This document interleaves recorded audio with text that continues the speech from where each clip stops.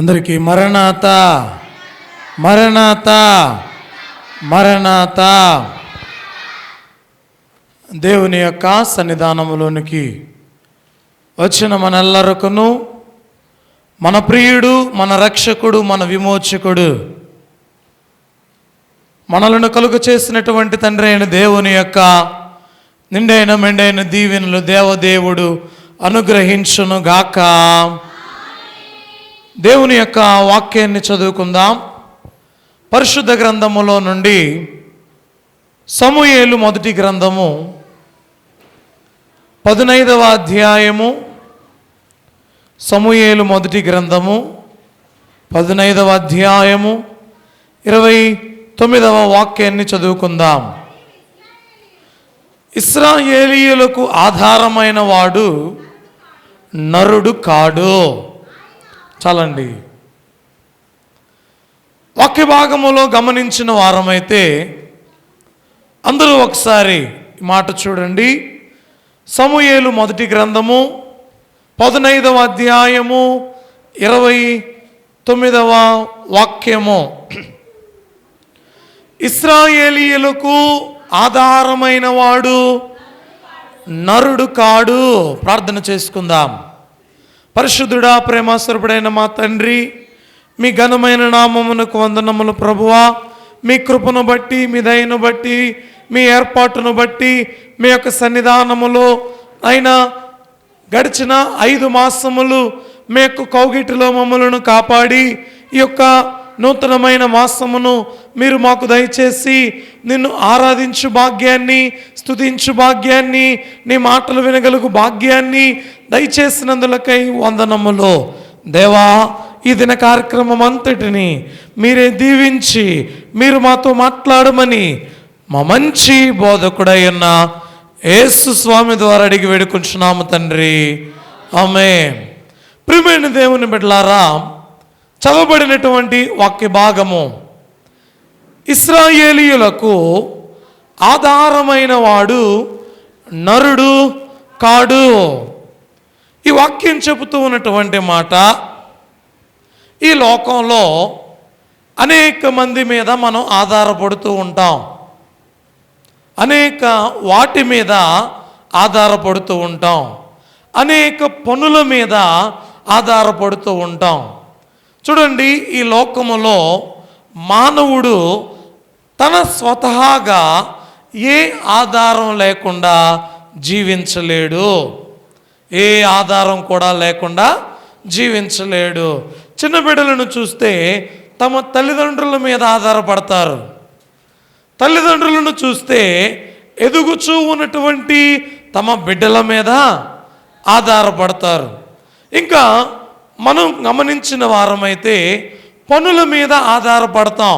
ఈ పని లేకపోతే రేపటి పరిస్థితి ఏంటి, ఈ పని చేసుకుంటేనే కదా అన్నట్టు పనుల మీద ఆధారపడతాం. అంటే ఈ లోకంలో ప్రతి ఒక్కరము కూడా ప్రతి దాని మీద ఆధారపడి జీవించే వారమై ఉంటాం. దేవుని యొక్క వాక్య భాగంలో గమనిస్తే ఈ వాక్యం చెబుతూ ఉన్నటువంటి మాట, ఇశ్రాయేలీయులకు ఆధారమైనటువంటి వాడు ఆయన ఎవరు కదటండి. చూడండి, ఇక్కడ మనం గమనించిన వారమైతే ఏదైనా పని కావాలంటే ఆధారపడేది ఎవరి మీద అండి? దేవుడి మీద ఆధారపడతామా, నరుల మీద ఆధారపడతామా? చెప్పండి, దేవుని మీద, నరుల మీద? చెప్పండి. ఎవరైనా పిలిచి పనిస్తేనే మనకు పని. నీకు నీ యజమానుడికి ఏమైనా తగాదా ఏర్పడింది అనుకోండి, పనిస్తాడా? రేపటి దినాన పనికి పిలుస్తాడా? పిల్లవాడు. అంటే ఈ లోకంలో మనుషులను మనం నమ్ముకుంటూ ఉంటాం, మనుషుల మీద ఆధారపడుతూ ఉంటాం. దేవుని యొక్క వాక్యం చెబుతున్న మాట, ఈ వాక్యములో ఇశ్రాయేలీయులకు ఆధారం. చూడండి, ఇశ్రాయేలీయులకు ఆధారం నరులు కాదు. ఇశ్రాయేలీయులకు ఆధారం నరులు కాదు. ఇంచుమించు 90 లక్షలకు పైగా ఉంటారు ఇశ్రాయేలీయుల జనాభా అంతా. అయితే ఈ ఇశ్రాయేలీల జనాభా అంతా ఇన్ని లక్షల మంది ఉంటే వీరందరూ కూడా కేవలం ఎవరి మీద ఆధారపడి ఉంటారు అంటే దేవుని మీద ఆధారపడి ఉంటారు. ప్రియమైన దేవుని బిడ్డలారా, ఆలోచించండి. ఎందుకు అంటే యెషయా గ్రంథములో ఒక మాట ఉంది, 12వ అధ్యాయము 3వ వాక్యం. కావున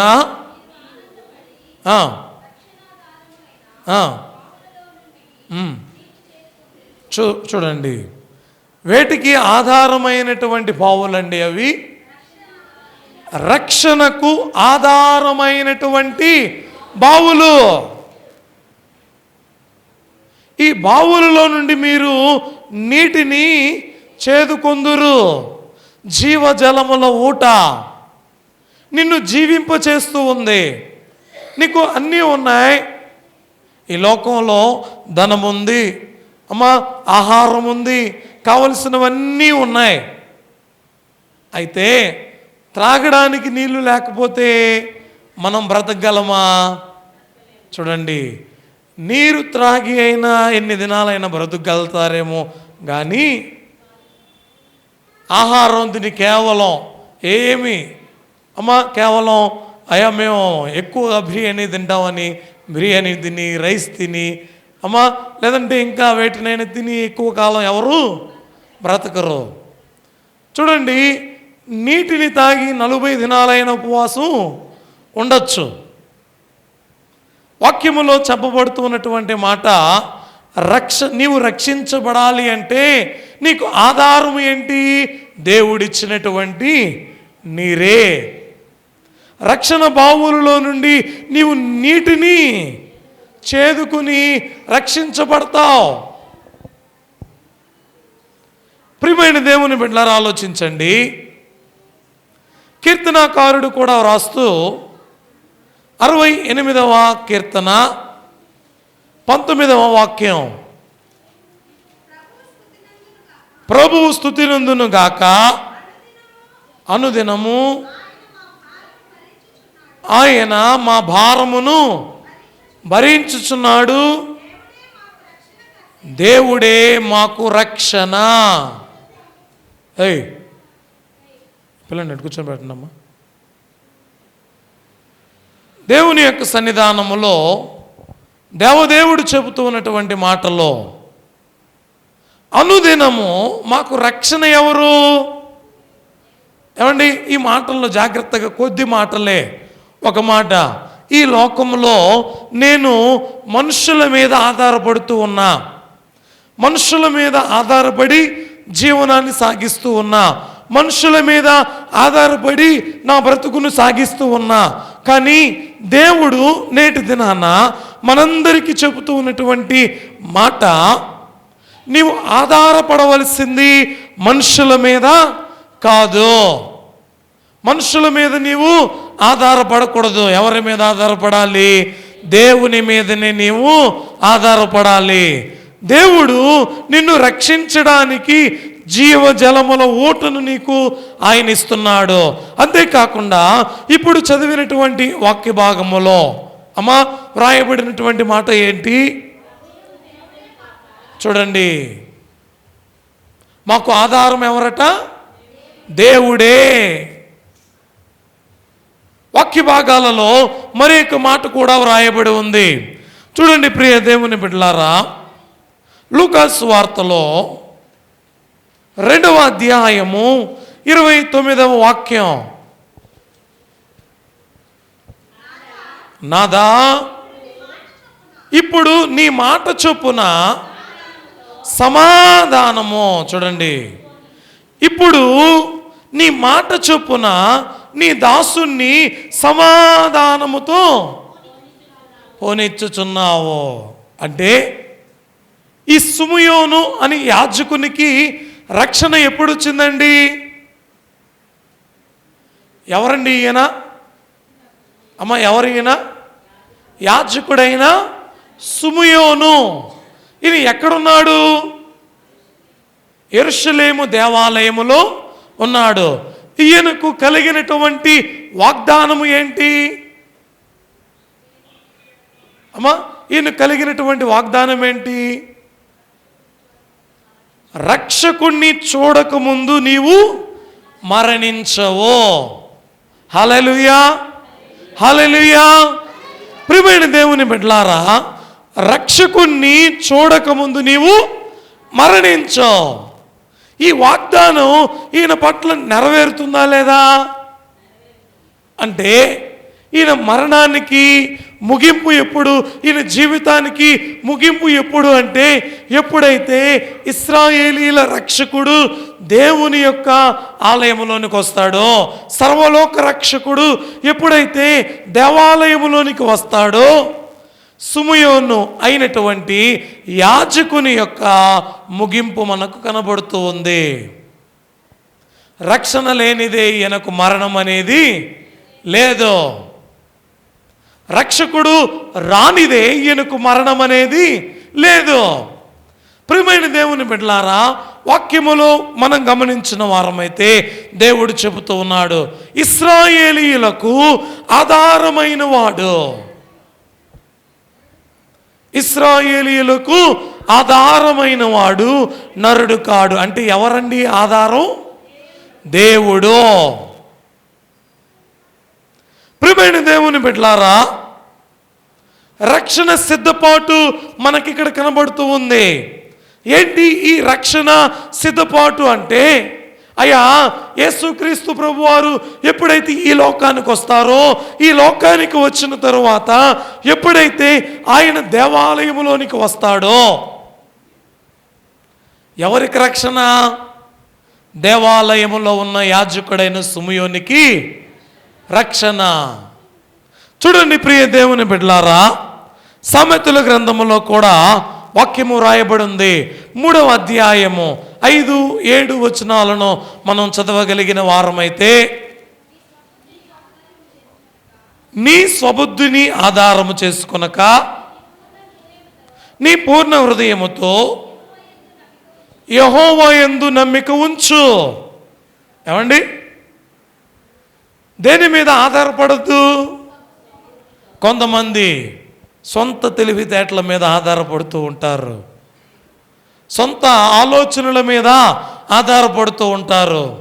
దేవుడు చెబుతున్న మాట ఏంటో మనం గమనిస్తే, నీ స్వబుద్ధి మీద నీవు ఆధారపడక. చూడండి అమ్మా, అర్థమవుతుందా మాటలు? మనం ఆలోచించే ఆలోచనలే కొన్నిసార్లు మన జీవితాన్ని మలుపు తిప్పుతాయి, కొన్నిసార్లు మన జీవితానికి ముగింపునిస్తాయి. అర్థమైందా? కేవలం ఏంటి? మనం ఆలోచించే ఆలోచనలో. చూడండి, మనం ఆలోచించే ఆలోచనలు, మనం తీసుకునేటువంటి నిర్ణయాలు మన జీవితానికి ఆధారమవుతాయి, లేదా మన జీవితానికి ముగింపు పలికేటువై ఉంటాయి. దేవుని యొక్క వాక్యం చెబుతూ ఉన్నటువంటి మాట, ప్రియ దేవుని బిడ్డలారా, నీ స్వబుద్ధి మీద నీవు ఆధారపడక నీ పూర్ణ హృదయముతో దేవుని మీద ఆధారపడు. దేవుని ఎలా ఆరాధించాలటండి? నీ పూర్ణ హృదయముతో, నీ పూర్ణ ఆత్మతో, నీ పూర్ణ మనస్సుతో నీ దేవుడైన యెహోవాను ఆరాధించాలి. వాక్యములో మనం గమనించిన వారమైతే, ప్రియమైన దేవుని బిడ్డలారా, మనం ఏ నిర్ణయం తీసుకోవాలన్నా, ఏ ఆలోచన తీసుకోవాలన్నా, మనం ఏ విధమైనటువంటి పనులు చేసుకోవాలి అన్నా, చేయవలసినటువంటి పని ఏంటో తెలుసా? ఏం చేయాలండి? ఏం చేయాలి? దేవుని సన్నిధానంలో కూర్చొని, దేవా నాకు వచ్చినటువంటి ఆలోచన ఇది, నీ చిత్తమైతే దీనిని జరిగించయా, నీ చిత్తమైతే దీనిని జరిగించు, లేని ఎడలా నాకు దూరము చేయి. అర్థమైందండి? ప్రియమైన దేవుని బిడ్డలారా, ఆలోచించండి. నీ పూర్ణ హృదయముతో, నీ పూర్ణ మనస్సుతో, నీ పూర్ణ ఆత్మతో ఎక్కడికి రావాలి? దేవుని యొక్క సన్నిధానములోనికి రావాలి. నీకు ఆలోచన వచ్చింది, ఆలోచన కలిగి ఉన్నావు, నీకు ఆలోచన పుట్టించిన వాడు ఆయనే. అయితే అది సరైనదా కాదా అని నిర్ణయము తీసుకునేటువంటి స్థలము దేవాలయము అండి. మన బిడ్డలైనటువంటి వారికి ఇప్పుడు చదువులను అభ్యసింప చేస్తాం. వారు ఏ చదువులు చదివితే బాగుంటుందో, వారు ఎలా ఉంటే బాగుంటుందో, వారికి ఏ స్కూల్స్ అయితే బాగుంటాయో, వారిని ఎక్కడ ఉంచితే బాగుంటుందో మన ఆలోచన కాదు, మన తలంపులు కాదు. ఎవరిని అడగాలి? చెప్పండి అమ్మా, ఎవరిని అడగాలి? దేవుణ్ణి అడగాలి. ప్రియ దేవుని బిడ్డలారా, దేవా నీ ఇష్టమైతే ఇవ్వు, నీ చిత్తమైతే దయచేయి ప్రభువా. పలానా చోటి పలానా స్కూల్ అని మేము అనుకుంటున్నాం, పలానా ఎడ్యుకేషన్ చేయించాలని మేము అనుకుంటున్నాం, పలానా చోట జాయిన్ చేయించాలనుకుంటున్నాం. అయితే ఎక్కడ ఉంటే బాగుంటారు నీ బిడ్డలు? ఎక్కడ ఉంటే బాగుంటారు? కొంతమంది బిడ్డలు కొన్ని హాస్టల్లోకి వెళ్ళి చెడిపోయినటువంటి వారు లేరా అమ్మా? చూడండి, దేవుని యొక్క సన్నిధానములో ప్రతిదీ కూడా మనతో వాక్యం మాట్లాడుతూ ఉంది. నీ స్వబుద్ధి మీద నీవు ఏం చేయకూడదు, డిపెండ్ అవ్వకూడదు. నీ సొంత ఆలోచనల మీద నీవు ఆధారపడకూడదు. ఎవరి మీద నమ్మకం ఉంచాలి? చూడండి, ఒకసారి వచనాలలోనే 7వ వచనం ఒకసారి చదువుకుందాం అమ్మా. చాలండి అమ్మా. ఏమనుకుంటారో తెలుసా? వినండి, ఏమనుకుంటారండి? నేను జ్ఞానిని కదా, పలానా చోటు బాగుంటుంది అని నేను అనుకుంటున్నా, పలానా స్థలం అయితే బాగుంటుంది అని నేను అనుకుంటున్నా, ఇది చేపిస్తే బాగుంటుంది అని నేను అనుకుంటున్నా. ఎందుకు? నీవు జ్ఞానివి. ఎవరు నీవు? జ్ఞానివి. దేవుడు అంటున్నాడు, నీవు జ్ఞానివి కదా, నీవు అనుకొనవద్దు. ఆలోచించారండి ఎప్పుడైనా? దేవా మా ఆలోచనలు యావత్తు నీకే సమర్పణ ప్రభువా అంటాం కదా. ఆలోచన పుట్టించువాడును నేనే, దానిని మాన్పువాడును నేనే అని నీవు అంటున్నావు కదా. దేవుడు చెప్తున్న సమాధానం ఏంటో తెలుసా? అయ్యా నీకు ఆలోచన వచ్చింది, బాగుంది, మంచిదే. అయితే దేవుని సన్నిధానంలోనికి వచ్చి నీ ఆలోచన ఏంటో దేవునికి చెప్పు. నీ పూర్ణ హృదయముతో, నీ పూర్ణ మనస్సుతో, నీ పూర్ణ ఆత్మతో దేవుని అడుగు. ఎప్పుడైతే అడుగుతావో ఏది మంచిదో దానిని దేవుడు ఏం చేస్తాడండి? ఏం చేస్తాడు? నీకు స్థిరపరుస్తాడు. కాబట్టి ఎవరి మీద ఆధారపడద్దు నీవు? చెప్పండి, ఎవరి మీద ఆధారపడద్దు?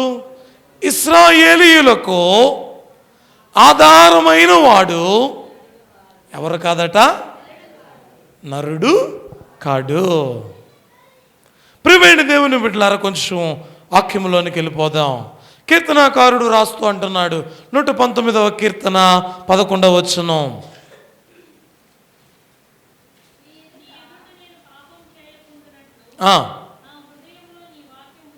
చూడండి అమ్మా, ఏం కావాలి మన హృదయాల్లో? చెప్పండి అమ్మా, ఏం కావాలి?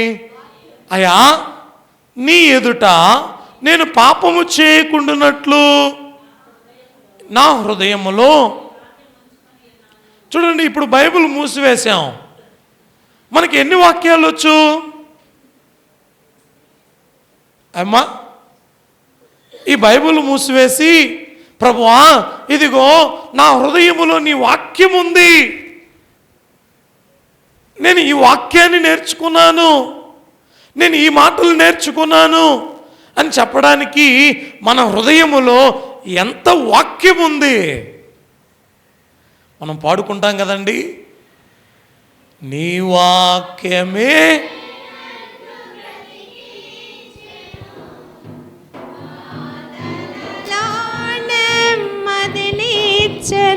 అమ్మా.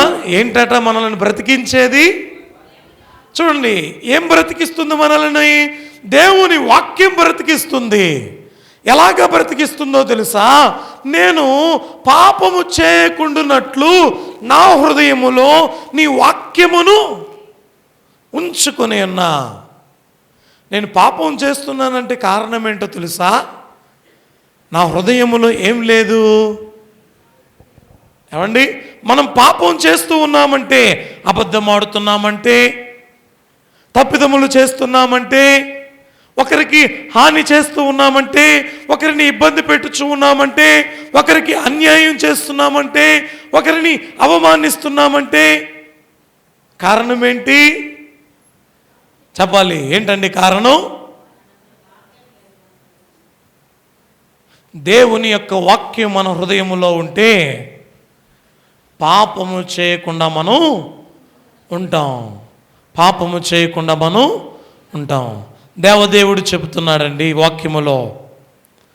అదే 105వ వచనంలో కూడా మనం చూస్తే, నీ వాక్యము నా పాదములకు దీపము. ఏమైందటండి దేవుని యొక్క వాక్యం? నా పాదములకు దీపం ఏంటి? దేవుని యొక్క వాక్యం. ఈ వాక్యమే లేకపోతే నేను చీకట్లో నడుస్తున్నట్లే. ఈ వాక్యం లేకపోతే నేను నడుస్తున్నానే కానీ, సంచారం చేస్తున్నానే కానీ, సంచరిస్తూ ఉన్నానే కానీ, ఎందులో? చీకట్లో. ఎంత భయంకరమైనటువంటి మాటలండి. దేవుడు చెబుతున్నటువంటి మాట, అయ్యా, దేవుని యొక్క సన్నిధానంలో ఉన్నటువంటి మనం నరుల మీద ఆధారపడద్దు. దేవుని మీద, దేవుని వాక్యము మీద, దేవుని యొక్క తలంపుల మీద, ఆలోచనల మీద మాత్రమే ఆధారపడాలి. చూడండి, వాక్య భాగములో నుండి మీ అందరికీ ఈ మాటను జ్ఞాపకం పెట్టుకోండి. ఇశ్రాయేలీయులకు ఆధారమైన వాడు చెప్పండి అందరూ, ఎవరికి ఆధారమైన వాడు?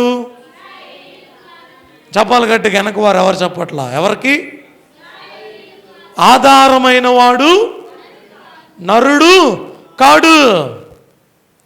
మీ అందరికీ, మనందరికీ కూడా ఆధారం ఎవరు కాదు? నరులు కాదు. మనందరి ఆధారం ఎవరో తెలుసా? దేవుడే. ఏమండి, గడిచిన మాసములో దేవుడు జరిగించిన కార్యాలు, ఎంతమందిని దేవుడు యాజకులైనటువంటి వారిని తీసుకుని వచ్చాడు. ఏమండి, చిన్నపిల్లలైనటువంటి వారికి VBSని జరిపాం, ఎన్నికల కొరకు ప్రార్థనలు చేసాం, ఇంకా వచ్చినటువంటి యాజకులైనటువంటి వారికి ఆతిథ్యాలు ఇచ్చాం.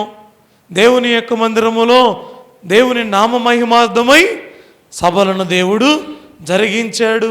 కృతజ్ఞత కూడికను దేవుడు జరిగించాడు. ఇన్ని కార్యాలు జరగడానికి ఆధారం ఎవరో తెలుసా? మనుషుల మీద పడాము అంటే, అమ్మా చెప్పండి, ఏమవుద్ది? వంట చేయడానికి అయ్యా నేను వస్తానయ్యా అని చెప్పి మీరు రారు. అవునా కదా? అమ్మా దేవుని మందిరంలో పనుంది, అందరూ రండి, దేవుని యొక్క సన్నిధానం అందరం కలిసి దేవుడి పని చేద్దాం, పలానా ఆమెని పలానా వారిని నేను పిలిచాను అనుకోండి, ఆ టైంకి వారికి ఏదో ఒక పని పడుద్ది. ఏం చేయలేరు, వస్తారా? అమ్మా అందుకే అయ్యా మనుషులను నమ్ముట కంటే యెహోవాను నమ్ముట, యెహోవాను నమ్మిన మిమ్మల్ని నమ్ముట కంటే, అమ్మా దేవుణ్ణి నమ్మినటువంటి మిమ్మల్ని నమ్మడం కూడా కష్టమే. ఎందుకని చెప్పండి అమ్మా, ఎందుకని? ఇప్పుడు వస్తామయ్యా అని చెబుతారు, కానీ కొద్దిసేపు అయ్యాక ఏం వెళ్తాంలే అనుకుంటారు. అదే దేవునికి మనం అప్పగించామనుకోండి, దేవునికి పిలిచామనుకోండి, దేవునికే చెప్పుకున్నాం అనుకోండి, దేవుడు ఏం చేస్తాడో తెలుసా? ఏం చేస్తాడండి దేవుడు? నీవు ఇంట్లో కూర్చున్నా, నువ్వు పని చేస్తూ ఉన్నా, ఈ పని కంటే ఇదిగో రా, నా పని చాలా ముఖ్యం అని ఆయనే ప్రేరేపణ కలిగిస్తాడు. ఆయనే మనల్ని తీసుకొని వస్తాడు, ఆయనే మనతో మాట్లాడతాడు, ఆయనే మనం చేయడానికి శక్తిని ఇస్తాడు. అర్థమైందా? ప్రియ దేవుని బిడ్డలారా, దేవుని యొక్క వాక్యములో మనం గమనించిన వారమైతే ఈ వాక్యం చెబుతూ ఉన్నటువంటి మాట చూడండి. ఈ లోకములో ఉన్నటువంటి మనం, ఈ లోకములో ఉన్నటువంటి మనుషుల మీద ఆధారపడకూడదు. చెప్పండి, ఎవరి మీద? అందుకే చక్కగా సంఘబిడ్డల్లో శుక్రవారాలు అయితేనేమి, ఇంకా అమ్మా సభల నిమిత్తమై ప్రార్థన చేద్దాం అని 20వ తారీఖు నుండి తెల్లవారుజామున ధ్యానం ఏర్పాటు చేసినప్పుడు సిద్ధపడి తెల్లవారుజామున 5 గంటలకు వచ్చారు. రాలేని వారు మీ గృహాలలో చేశారు. అందుకు ఎంతగానో దేవునికి మహిమ కలుగునుగాక. హల్లెలూయా. చూడండి, మీకు తెలుసు, మీరు చూస్తూనే ఉన్నారు, కృతజ్ఞత కూడిక అయిపోయింది. తర్వాత దినం నిన్న కావచ్చు, మొన్న కావచ్చు, 9 గంటలకు కరెంటు పోయి 10:30కి ఎప్పుడో కరెంటు వచ్చింది. అమ్మా నిన్నటి దిన 8:30 కరెంటు పోయింది, మరలా ఎప్పటికో కరెంటు వచ్చింది. అంటే దేవుని యొక్క సన్నిధానములో ప్రార్థన ఎంతటి గొప్ప పని అయినట్టుని కూడా మనకు జరిగిస్తుందండి. వాక్యములో చెప్పబడినటువంటి మాటల్లో ఒకసారి చూద్దాం. 7 మాటలను జ్ఞాపకం పెట్టుకుందాం. మొదటిగా లూకా సువార్త 11వ అధ్యాయము 28వ వాక్యం.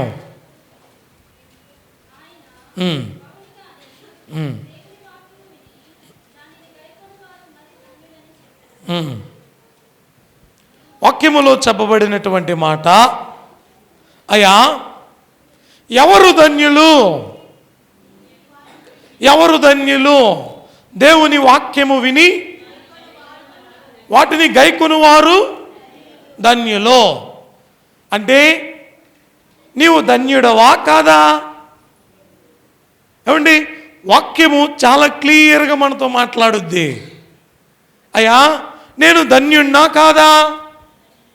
అయ్యా మీరందరూ ధన్యులు అంటే అందరికీ సంతోషమే.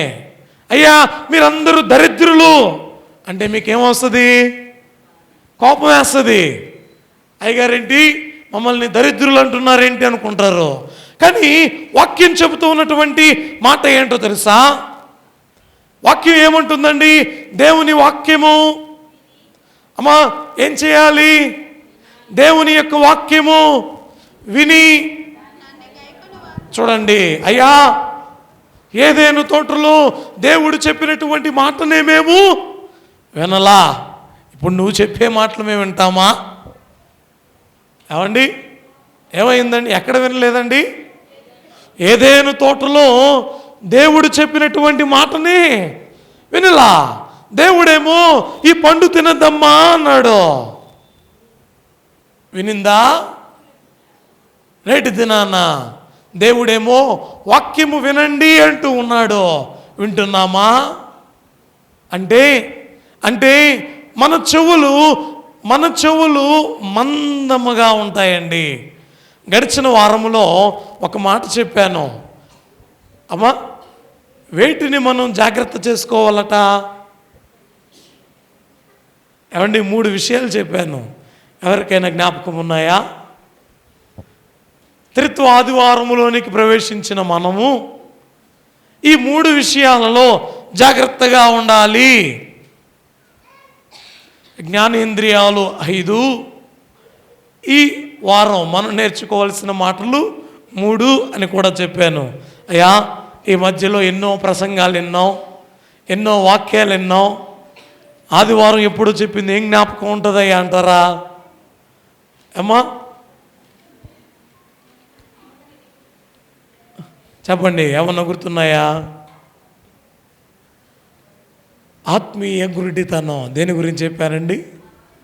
ఆత్మీయ గురుడితనం. కన్నులున్నాయి కానీ ఎవరిని చూడలేం, చెవులున్నాయి కానీ ఆయన మాటలను వినలేం. హృదయం ఉంది, క్రొవ్వు పట్టిన హృదయం ఉంది, ఆయన మాటలను నాటింప చేసుకున్న హృదయం లేదు. మూడిటిని ఏం చేసుకోవాలి? మనం జాగ్రత్తగా చూసుకోవాలి. దేవుడు చెబుతున్న మాట, అయ్యా ఎవరు ధన్యులు? దేవుని వాక్యం వినేవారు ధన్యులు. ఏమండి? మనం కాదు. ఎవరు? ఎవరండి? మనం కాదు. ఎవరు? ఎవరైతే దేవుని మాటలు వింటారో, ఎవరైతే దేవుని మాటలను గైకొంటారో, ఎవరైతే దేవుని యొక్క మాటల ప్రకారం నడుచుకుంటారో వారు ధన్యులు. ఇప్పుడు మనం ధన్యులమా కాదా? ఏమండి చెప్పండి, ఎవరు ధన్యులు? ఒకసారి మీ చేయి పైకి ఎత్తండి అమ్మా. ఎవరు ధన్యులు అంటే ఎవరు వింటున్నారో ఏం చెబుతున్నారో కూడా అర్థం కావట్లా. దేవుడు చెబుతున్న మాట, అయ్యా మీరు ధన్యులు అవ్వాలి అంటే ఎలాగో తెలుసా? ఇక్కడికి వచ్చారు, కూర్చుని వెళ్ళిపోతే ధన్యత రాదు. దేవుని వాక్యము చదువువాడు ధన్యుడు, వాటిని వినువారు ధన్యులు, వాటిని విని గైకొనువారును. 119వ కీర్తన 105వ వచనములో చెప్పబడిన మాట, నీ వాక్యము నా పాదములకు దీపమయా. అమ్మ ఏమై ఉందటండి వాక్యం? కాబట్టి దేవుని యొక్క సన్నిధానములో ఉన్నటువంటి మనందరము కూడా దేవుని వాక్యము మీద ఆధారపడే వారంగా ఉండాలి. రెండవదిగా చూస్తే ఎఫెసీ పత్రిక 5వ అధ్యాయము 2వ వాక్యం.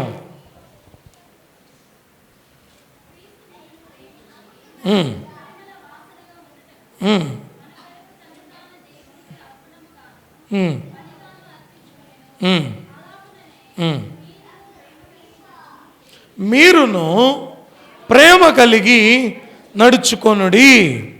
ప్రియమైన దేవుని బిడ్డలారా, ప్రియులైన పిల్లల వలె దేవుని పోలి నడుచుకోవాలి. ఎలాగ నడుచుకోవాలటండి? ప్రేమతో నడుచుకోవాలి. యేసయ్య మాటలో ఆయన మార్గమే విశాలమైన మార్గం. అవునా ఏమ్మా? యేసయ్య మార్గం ఎలాంటిది? ఆయన మార్గం విశాల మార్గమా, ఇరుకు మార్గమా? అమ్మా వినాలి. ఆయన మార్గమే ఇరుకు మార్గం. ఎలాగా అంటే ఆయన చెప్పేటువంటి మాటలు ఎలా ఉంటాయి అంటే, అయ్యా ఈ లోకంలో ఒకడి మీద కోప్పడమంటే కోప్పడతాం, ఒకరిని కొట్టమంటే కొడతాం, ఒకరిని తిట్టమంటే అమితంగా తిడతాం, ఒకరి మీద దూషణ మాటలు మాట్లాడమంటే చాలా చక్కగా మాట్లాడతాం. కానీ ప్రేమగా నడుచుకోమంటే నడవగలమా? అవండి నడవగలమా? దేవుని యొక్క వాక్యం ఏం చెబుతుందో తెలుసా? మీరు నాకు ప్రియమైన వారుగా ఉండాలి అంటే, నాకు ఇష్టమైన వారుగా ఉండాలి అంటే మీరు ఏం చేయాలి? ప్రేమతో నడుచుకోవాలి. ఏం చేయాలండి? దేవుని మార్గం అంత సులువా? అవండి, దేవుని మార్గం అంత సులువా? యేసుక్రీస్తు ప్రభు వారేమో ఆయన కుడి చెంప మీద కొడితే ఎడమ చెంప చూపించమంటున్నారు. మరి మనం ఆగలమా? ఏమండి, ఏంటి ఈ లోకంలో మన పరిస్థితి? దేవుడు చెబుతూ ఉన్నటువంటి మాట, అయ్యా ఈ లోకము నుండి మనం పరమునకు చేర్చబడాలి అంటే ఆయన మాటల ప్రకారం నడవాలి కదా, ఆయన ఆజ్ఞల ప్రకారం నడవాలి కదా. ఆయనేమో నా వాక్యాన్ని వినండి అంటూ ఉన్నాడు. ఆయనేమో ప్రేమ కలిగి నడుచుకోండి అంటూ ఉన్నాడు. మూడవదిగా చూస్తే చూడండి, గలతీ పత్రిక 5వ అధ్యాయము 16వ వచనం. నేను చెప్పినదేమనగా ఆత్మానుసారముగా, చూడండి దేవుడు చెబుతున్నాడు. ఏంటి అమ్మ, ఎలా నడుచుకోవాలి? ఆత్మానుసారముగా నడుచుకోండి. ప్రియ దేవుని బిడ్డలారా, ఈ వాక్యములో వ్రాయబడినటువంటి మాటలను మనం గమనిస్తే, అమ్మ దేవుడు ఎలా నడుచుకోమంటున్నాడండి? 3 విషయాలు. ఒకటేమో దేవుని వాక్యాన్ని వింటూ నడవమంటున్నాడు. అయ్యా మీరు ఇలా నడుచుకుంటే మీ పాదములకు దీపము నా వాక్యము. రెండవదిగా చెప్పండి అమ్మాయి, ఎలాగా చెప్పట్లా ఇంకా ఎవరు? ఎలాగా నడుచుకోవాలి? ప్రేమగా నడుచుకోవాలి. పరలోకం పోవాలి అంటే ఆయన చెప్పిన మార్గంలో నడవాలి. పరలోకం పోవాలి అంటే, దేవుని దగ్గరకు మనం వెళ్ళాలి అంటే నీ ఇష్ట ప్రకారం నీవు నడిచావు అనుకోండి, వెళ్తావా? ఏమండి, మనం ఇక్కడ నుండి రాజుపాలెం వెళ్ళాలనుకోండి, మన ఇష్ట ప్రకారం నడుచుకుంటూ వెళ్తామా? నా ఇష్టం, నేను ఇటేంటి పోయేది, నేను ఇటు పక్క పోతాను అంటే మీరు వెళ్ళాల్సినటువంటి చోటుకి వెళ్తారా? ఏమండి, మీరు వెళ్ళాల్సినటువంటి చోటుకి వెళ్ళాలంటే ఏం చేయాలి? ఉన్న మార్గంలో వెళ్ళాలి. ఉన్న మార్గం నేనే మార్గం. ఏమండి, ఒకే ఒక్క మార్గం, నేనే మార్గం అంటున్నాడు. ఆయన వాక్య ప్రకారం నడవాలి, ప్రేమ కలిగి నడవాలి, ఆత్మానుసారముగా. చెప్పండి అమ్మా, ఎలా నడవాలి? శరీరానుసారము అంటే ఏంటండి? శరీరానుసారము అంటే చూడండి, ఇక్కడ కూర్చోవడం అనేది ఆత్మకు ఆనందం. దేవుని మందిరానికి వచ్చి దేవుని సన్నిధిలో కూర్చోవడం, వాక్యం చదవడం, ప్రార్థనలు చేయడం, పాటలు పాడడం, స్తుతించడం, దేవుని పని చేయడం, ఇదంతా కూడా దేనికి ఆనందం? చెప్పాలి, దేనికి? ఆత్మకు. మరి శరీరానికి? ఇప్పుడు ఈ ఎండకి ఇంట్లోకి వెళ్ళి ఏసీ ఆన్ చేసుకొని పండుకోవడం దేనికి ఆనందం? అమ్మా, పనులు లేకుండా ప్రశాంతంగా రెస్ట్ తీసుకుంటూ మన అకౌంట్లోకి మన జీతం వచ్చి పడితే అది ఆనందం. అంతే కదమ్మా? కష్టపడకుండా, పనికి వెళ్ళకుండా, ఎక్కడికి వెళ్ళకుండా ఏం చేయాలి? మన అకౌంట్లో మన జీతం పడాలి. ఆనందంగా ఉంటుందా ఉండదా? చెప్పాలి, ఉంటుందా ఉండదా? ఉంటుంది. దేవుడు మనల్ని ఎలా నడుచుకోమంటున్నాడో తెలుసా? ఆత్మానుసారముగా. ఆత్మకు ఏం కావాలంటే వాక్యం కావాలి, ప్రార్థన కావాలి, దేవుని యొక్క సన్నిధి కావాలి, దేవుని మందిరం కావాలి, ఆత్మీయులతో సహవాసం కావాలి. ఆత్మానుసారం నడవడం అంటే ఇది. ఏమండి, దేవుని యొక్క వాక్యాన్ని పెట్టుకున్నారనుకోండి చదవడానికి, చక్కగా వాక్యం తెరిచారు, 1వ అధ్యాయం ప్రారంభించారు, సగం చదవంగానే నిద్ర వస్తుంది. సగం చదవంగానే అమ్మా ఏదో ఒక పనులు పడతాయి, ఏదో ఒక ఫోన్ వస్తుంది, వాక్యం అలా ప్రక్కన పెట్టేస్తాం. అరే ఫోన్ వచ్చింది కదా, మాట్లాడేశాను, అయిపోయిందిలే, వాక్యం చదువుకోవాలి అనిపిస్తుందా? అవండి, ఆత్మ ఎంత బలంగా ఉంటే ఈ లోకములో మనం సంపాదించుకోగలిగింది కేవలం దేవుని యొక్క వాక్యాన్నే. నాలుగవదిగా గమనిస్తే కొలస్సీ పత్రిక 1వ అధ్యాయము 12వ వాక్యం. అందుచేత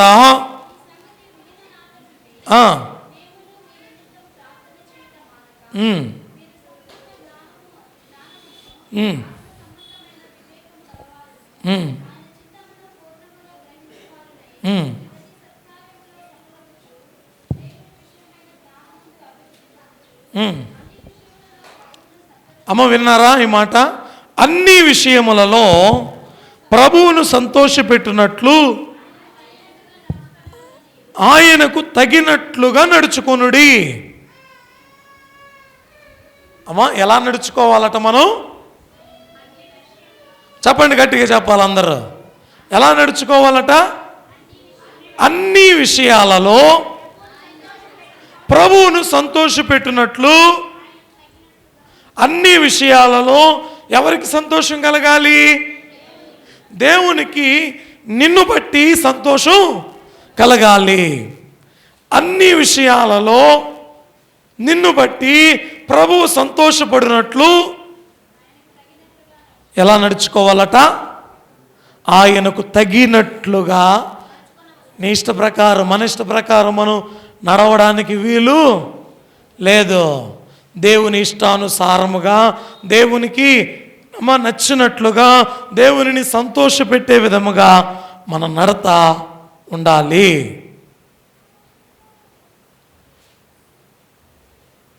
ప్రియ దేవుని బిడ్డలారా, తప్పిపోయినటువంటి కుమారుడున్నాడు. అతడు నడిచేటువంటి నడత తండ్రికి ఇష్టమేనా? ఏమండి, తండ్రిని బాధ పెడుతూ ఉంది, తండ్రిని ప్రతిదినము ఆయాస పెడుతూ ఉంది, తండ్రిని ప్రతిదినం ఇబ్బంది పెడుతూ ఉంది. ప్రియ దేవుని బిడ్డలారా, వాక్యం చెబుతున్నటువంటి మాట, అయ్యా ఈ లోకంలో ఉన్న మనం, ఈ లోకంలో జీవించినంత కాలం ఆయనకు తగినట్లుగా నడుచుకునే వారంగా మనం ఉండాలి. అమ్మ ఎన్ని విషయాలు నేర్చుకున్నాం చెప్తారా?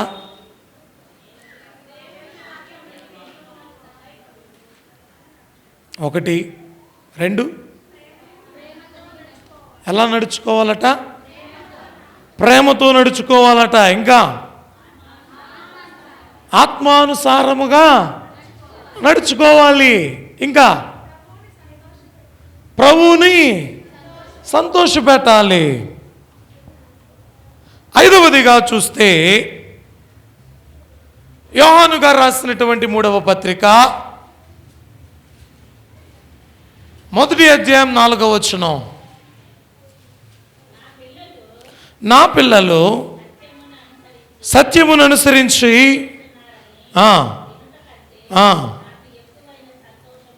చాలండి. అమ్మా ఏంటి నా సంతోషం?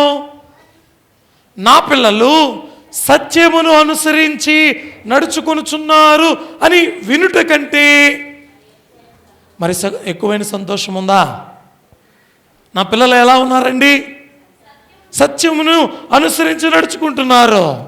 ఈ మాటలు నేను విన్నప్పుడు ఇంతకు మించిన సంతోషం ఉంటుందా? అమ్మా మీ బిడ్డలను గురించి ఎవరైనా మీకు చెప్తుంటే మీకు సంతోషమా కాదా? అవండి, అదే మీ బిడ్డల గురించి ఎవరైనా తప్పుగా మాట్లాడుతూ ఉంటే మీకు బాధ కాదా? అవునా కదమ్మా? మనందరం ఎవరి పిల్లలు? దేవుని బిడ్డలమైనటువంటి మనము సత్యమును అనుసరించకుండా మన ఇష్టానుసారముగా నడిస్తే అబద్ధములాడుతూ దూషిస్తూ చెడు నడతలు నడుస్తూ ఉంటే దేవునికి సంతోషమా? దేవుడు చెబుతున్న మాట సత్యముతో నడవాలి అంటూ ఉన్నాడు. 6వదిగా కూడా చూద్దాం. యోహాను గారు రాసిన మొదటి పత్రిక 1వ అధ్యాయము 7వ వచనం. ఆయన వెలుగులో ఉన్న ప్రకారము మనమును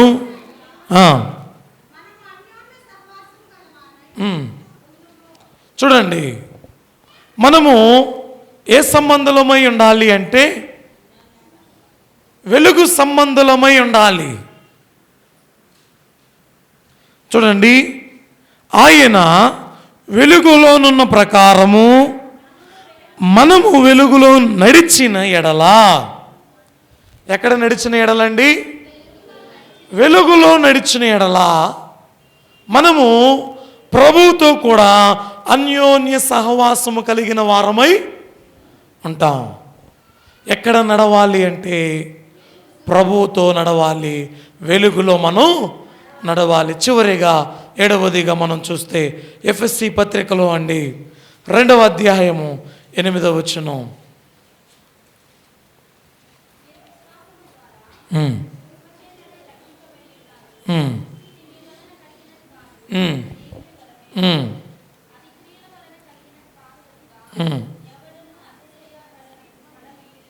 చూడండి, సత్క్రియల విషయములోనట విశ్వాసముగా జీవించాలి, నడుచుకోవాలి. మంచి పనులు చేసేటప్పుడు సత్క్రియల విషయములో ఎలా నడుచుకోవాలటండి? విశ్వాసములుగా నడుచుకోవాలి. 7 విషయాలు నేర్చుకున్నాం. మన నడత దేవునికి ఇష్టముగా ఉండాలి, దేవుని వాక్యానుసారముగా ఉండాలి. దేవుని యొక్క వాక్యం చెబుతూ ఉంది, అయ్యా మేము మనుషుల మీద ఆధారపడేవారు, ఇశ్రాయేలీలు నరుల మీద ఆధారపడేవారు కాదు. మనం కూడా ఎవరి మీద ఆధారపడకూడదండి? మనుషుల మీద ఎవరు కూడా ఆధారపడద్దు. నీ బిడ్డలు నిన్ను చూస్తారు అనుకుంటావేమో, నిన్ను విడిచి వెళ్ళిపోతారేమో. అమ్మా, దేవుని యొక్క వాక్యం చెబుతూ ఉన్న మాటలు, అయ్యా వాక్యానుసారముగా నడుచుకోండి, అయ్యా ప్రేమతో నడుచుకోండి, ఆత్మానుసారముగా నడుచుకోండి, ఇంకా ఆయనకు తగినట్లుగా నడుచుకోండి, సత్యమును అనుసరించి నడుచుకోండి. 6వదిగా వెలుగు సంబంధాల వలె నడుచుకోండి. చివరిగా సత్క్రియల విషయములో విశ్వాస మూలముగా నడుచుకోండి. దేవుని యొక్క వాక్యాన్ని విని వాటిని అనుసరించి వాటిని గైకొను వారే ధన్యులు. మనం ధన్యులమో దరిద్రులమో వాక్యాన్ని వినేవారముగా ఉంటే ధన్యమైన స్థితి మనకు ఉంటుంది. లేదా ఈ లోకములో పాపాన్ని సంపాదించుకొని పాతాళంలోనికి వెళ్ళే వారముగా ఉంటాం. అలాగున మనం ఉండక వాక్యాన్ని విని అనుసరించి నడుచుకుంటూ పరమునకు చేరే భాగ్యము దేవదేవుడు మనెల్లరికును దయచేయునుగాక. ఆమేన్. ప్రార్థన చేసుకుందాం. పరిశుద్ధుడా, ప్రేమస్వరూపుడైన మా తండ్రి, మీ ఘనమైన నామమును కొందనాలు దేవా. మీ వాక్యము ద్వారా మీరు మాతో మాట్లాడారు, వాక్యములో ఉన్న సంగతులను తెలియచేశారు. అందును బట్టి నీకు వందనాలు. వాక్యములో ఉన్నటువంటి నాయన విధముగా ధన్యమైన స్థితిలో మేము నడుచుకుంటూ కేవలం నీ మీద మాత్రమే ఆధారపడే వారముగా మమ్మల్ని అందరిని తయారు చేయమని యేసు నామమున అడిగి వేడుకుంటున్నాము తండ్రి. ఆమేన్. అందరికీ మరణాత మరణాత మరణాత.